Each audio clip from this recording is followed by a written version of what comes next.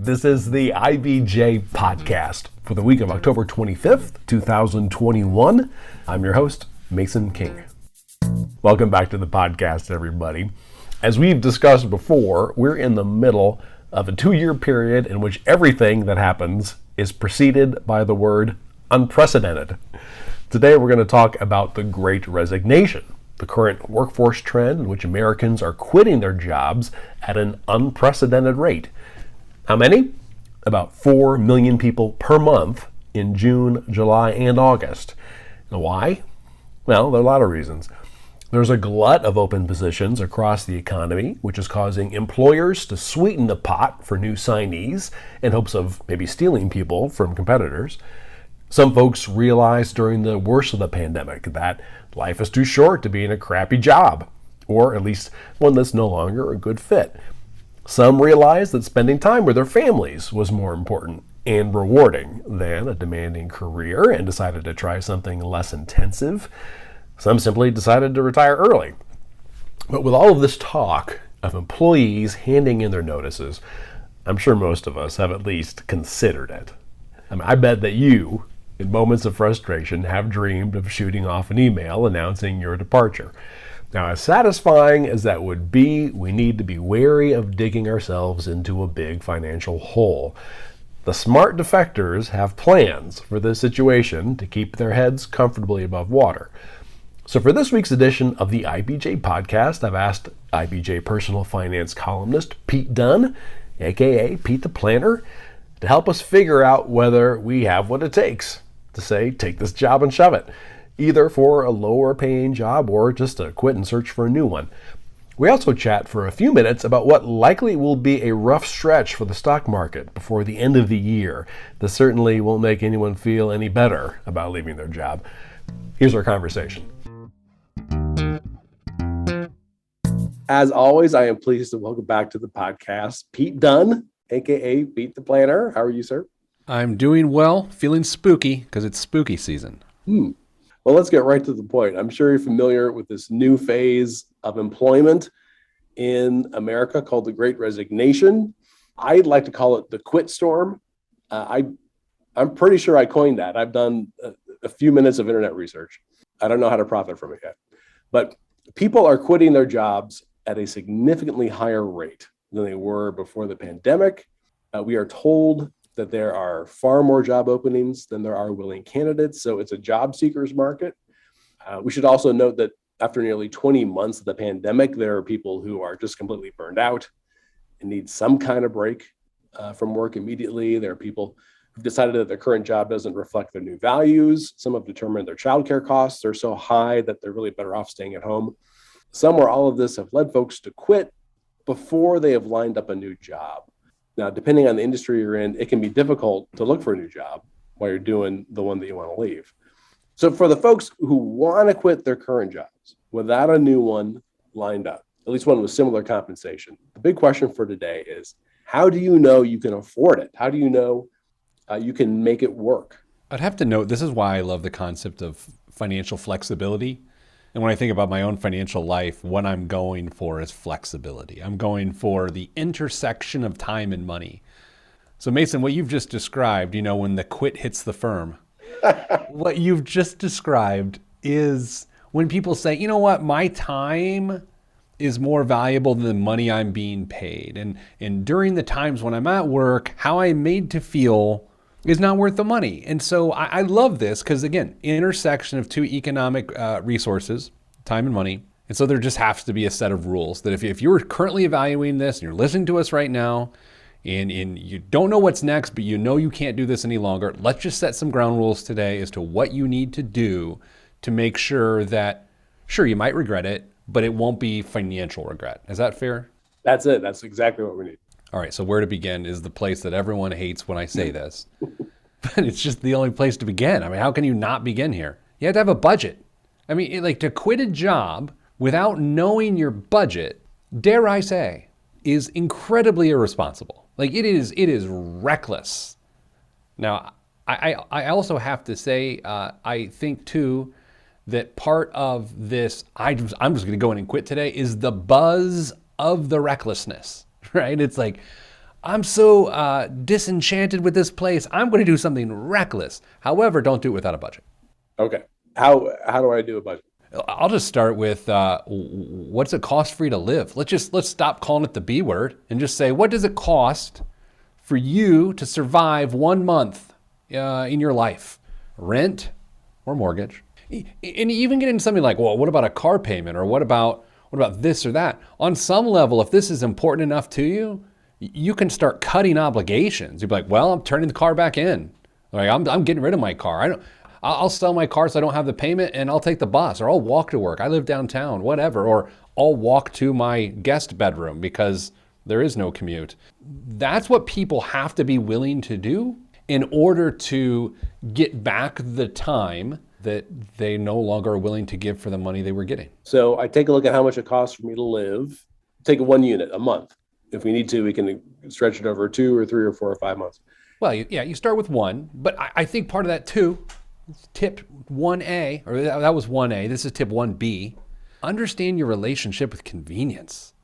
Convenience is where people blow through money. They exchange money to save time. They have tacos delivered. They have a cheeseburger delivered. They have their dry cleaning delivered. They have things brought to them. They have things overnighted. The big movement is quick delivery. That's like the hotness right now in Manhattan and in various boroughs of New York. You read about the biggest boom out there is quick delivery services, which is just convenience. And if your relationship with convenience is unhealthy, that means that you spend money to save time. Well, if you're quitting your job, you're going to have a lot of time. So you shouldn't be spending money to save time. So that's one of the first areas that most people would have to cut. Now, I assume I want to take a look at my savings. I probably am ill-advised to quit my job if I don't have savings. You would think so. Yeah, I agree with that. And part of this is the concept of runway, right? You say, well, how much runway do I have? It's not like I'm going to get a severance for quitting. So my savings account becomes my runway. And one of the dangerous elements of this is that you start to group in all of the money you have access to, including your retirement account or the 401k from the job you're leaving. And you may say something like, well, it's only, those are air quotes, only $7,000. So I might as well just cash it out, take the penalty.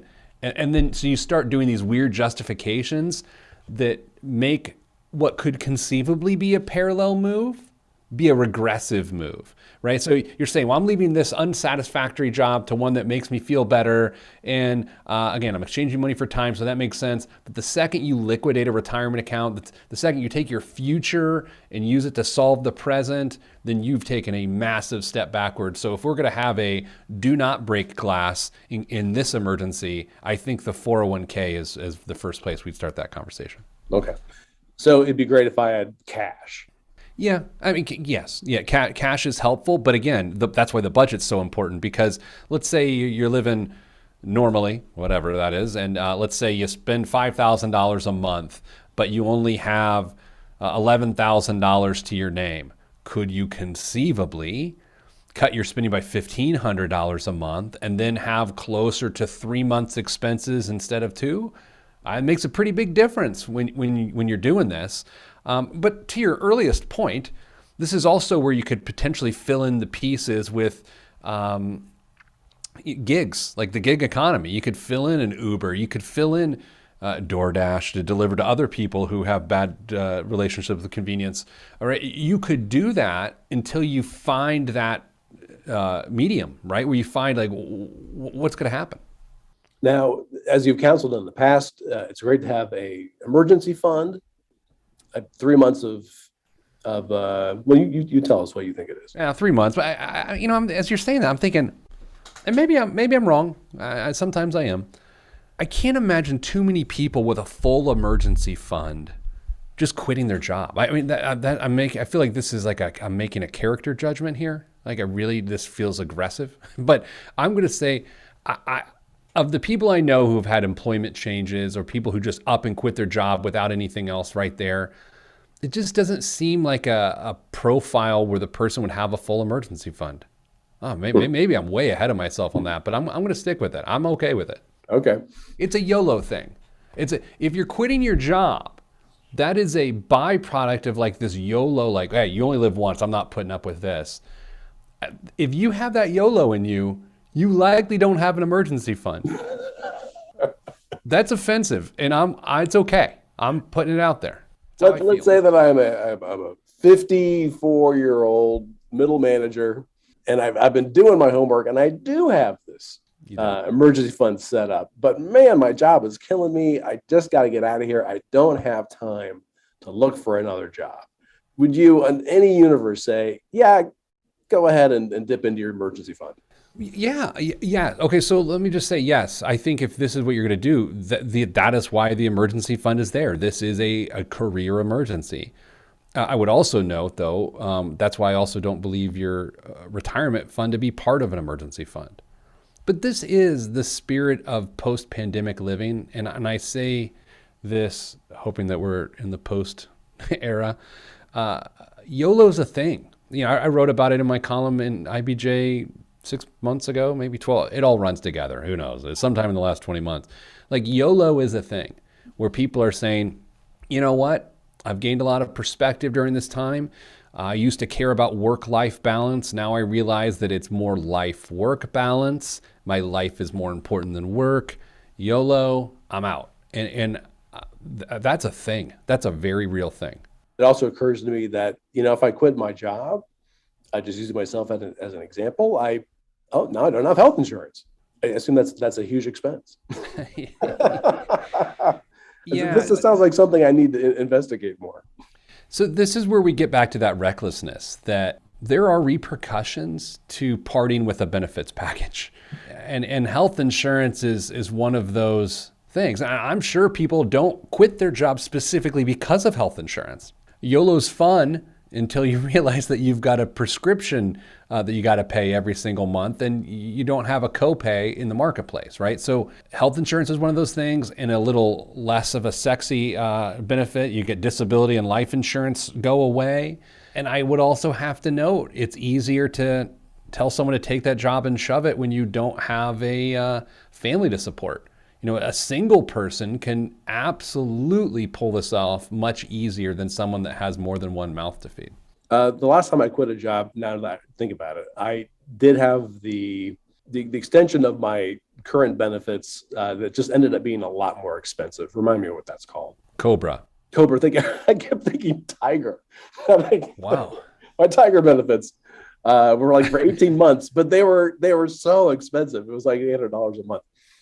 So there is that still exists. Yeah, I've been reading a lot about the Great Resignation and about where workers are and where they are not. And it's worth exploring a little bit, like what's going on, right? So there's the idea that there have been a lot of early retirements during this period that people just say, well, I'm completely out of the rat race. I'm out, right? So that is an element of just quitting, right? So that's a thing. You also have the idea that people said, I no longer want to be part of a particular industry, especially with changing wages in other industries.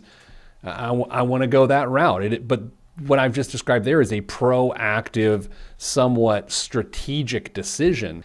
I don't know. Now that I'm talking about it here, Mason, I can't think pre-COVID, post-COVID, in COVID, just leaving a job with no other plan just generally just makes no sense whatsoever. Well, that wasn't my next question. Would you cancel this really under any circumstances? Safety, I think we talked about it last time I was on. One of the silver maybe we didn't. One of the silver linings of this period of time we're living in, one of them, is the increased discussion of mental health. I think it's amazing. It's going to be world changing that people who are struggling with mental health issues can talk about it and not be ostracized and not feel judged, that they can just like deal with their mental health. If your mental health is suffering because of work, quitting potentially is a solution. It could create other pragmatic issues that relate to money, and that can make you feel pretty bad from a mental health perspective. But yeah, Mason, there's reasons to quit a job. Health and safety, and your mental health is part of that. You said that you've known some people who have done this. Is that right? I do. Yeah. Did they go off the rails, or was it successful? I don't think the conclusion chapters have been written quite yet. Mm. I think what I have seen, and this is anecdotal, and anecdotes don't make empirical data. I've seen people quit and then enter the gig economy. I take this or that, I get a source here, 3 or 4 sources of income. They find themselves to some degree working to the bone, and they also find themselves just earning enough money that they need to earn to survive. And whether that's cathartic, I don't really know. Is it helpful? Does it press reset? Does it become this renaissance of your work life? I don't know, because their story is not over yet. But I do know that a gap in your resume of quitting a job with nothing to show for, right? Quitting a job with no other plan that could take a couple months to regain traction, that could be tough to explain. I mean, to go to your new potential boss and say, so when did you leave? I left a month and a half ago. Why? Couldn't do it anymore. I just quit. I mean, how do you tell that story in an elegant way is also maybe worth considering. I know since I work for a business journal and we often write about people who have lost their jobs, or some people who've just decided they needed to check out for a while. What they typically do is they create a consultancy. I don't even know if they file the paperwork for it, but they say that they have become consultants. That seems to be a pretty simple, easily explainable way to explain away your 3 to 6 month absence from the workforce. I'm going to go back to my lack of evidence and say that anyone who's just going to up and quit their job will also not have created a consultancy. Yeah, I guess my point is you could just pretend. This is fascinating because I think you have to remove yourself from the monetary spectrum of success if this is a path you want to go. Because what you're saying is my mental state, my time is more valuable than the money. Let's go back to that. If you're going to make that assertion, then creature comforts, materialism, things that we all have hung on to at some point in our lives have to immediately become unimportant. You can't both value your time and then value all the creature comforts that the exchange of time bought you. And what you may find if someone just ups and quits, that they are able to completely press reset and break their dependency on income. Because that's what retirement is. It's the process of income independence. And you don't have to be 62 years old to find income independence. You're simply trying to unweave all of the obligations that have been woven into your life. And you can do that mid-career. I've seen people in the early 20s that start off the traditional path, 22, 24, 25, and then say, nah, I don't want to do this anymore. And then they redefine what they're doing completely, and they no longer measure themselves on that financial scale. And that's actually healthy. But unless that renaissance takes place, then it does seem rather rash. Okay, let's take a quick break to digest this information. This is the IBJ Podcast. Hi everyone, I'm Angela B. Freeman, host of IBJ's new podcast, The Freedom Forum, that discusses the intersection between business, race, and gender. Our third episode this month is with Jessica Gendron, President and CEO of the Center for Leadership Excellence, and she'll be talking about the disparities and inequities experienced between non-diverse and diverse women in corporate leadership positions. This podcast will debut on October 27th, 2021, and is brought to you by Cummins, Inc. Hope to see you there.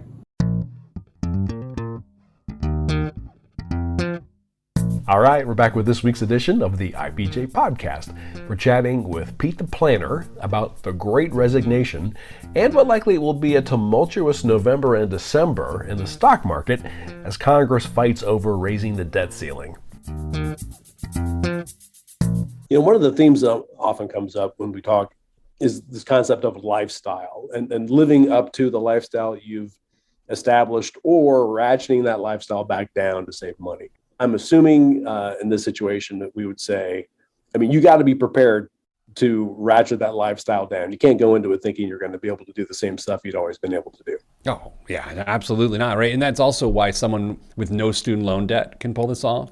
That's also why someone who is arguably renting can pull this off. And that's what's funny about all of these tried and true financial stability mechanisms of home ownership and owning your car and being married. It's like, you know what? On some level, the less you have tying you down gives you more flexibility. A single person with no student loan debt that is renting, that can get rid of their used car, has a lot more financial flexibility than a married person living in the burbs with a mortgage and a car lease or two. Like, it's just a completely different level of flexibility. I would also note, and while this next area is not an area of expertise for me, it is an area of interest for me, it is completely possible to reinvent yourself in your own job without the drastic nature of quitting the job. Now, you do need a manager who is willing to let you grow.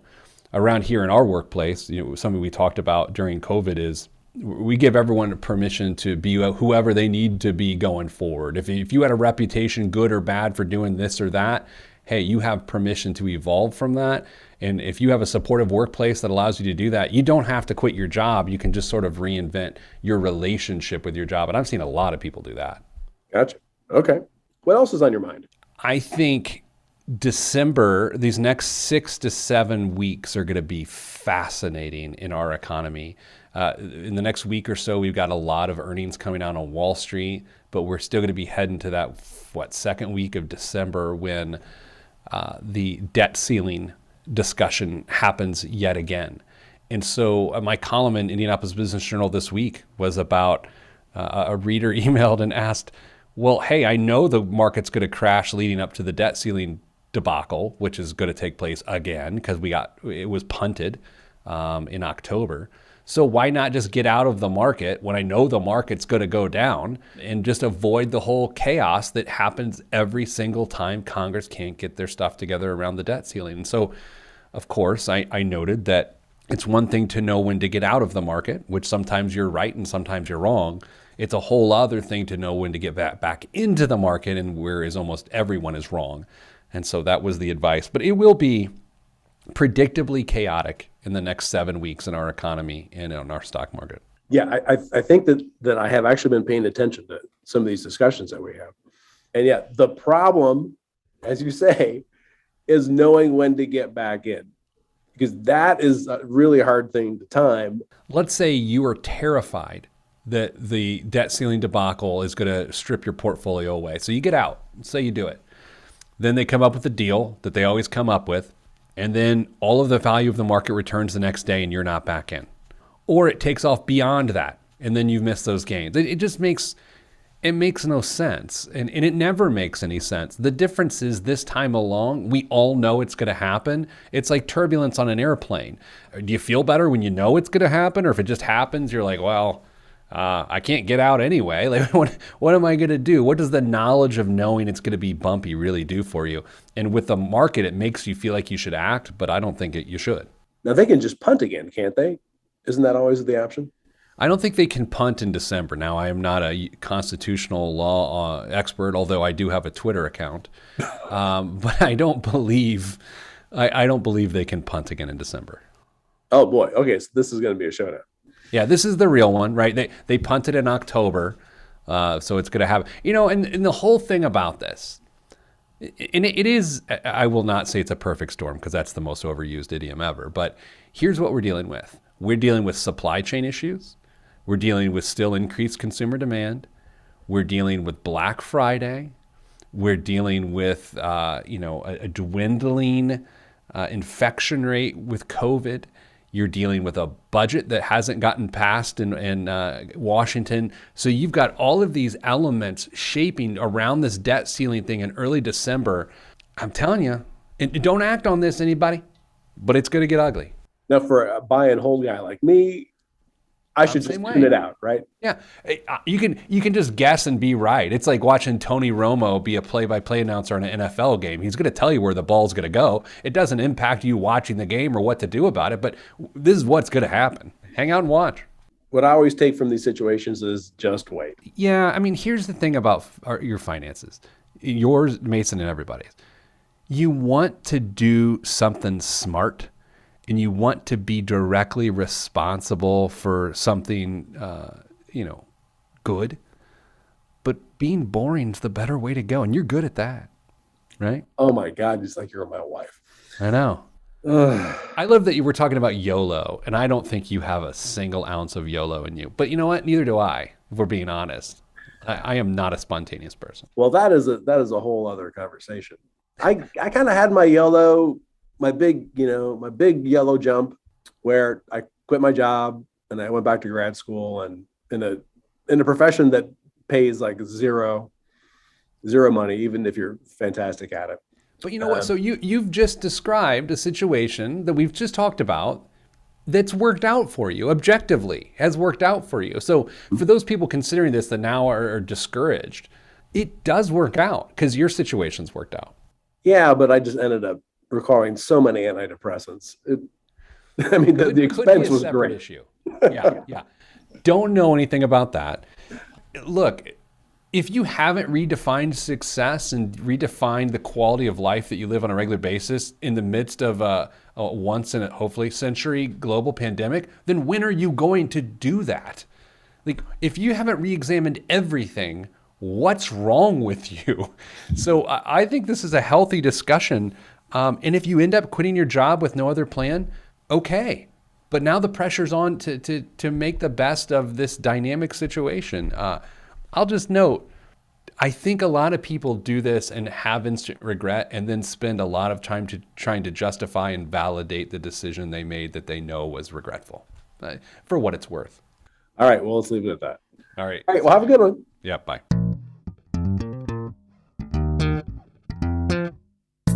My thanks again to Pete Dunn. And just a reminder, his column on personal finance appears regularly in the print edition of IBJ, and you can find several years worth of his work at ibj.com. And before you get on with the rest of your week, there are a few strong stories I want to point out in the latest print edition.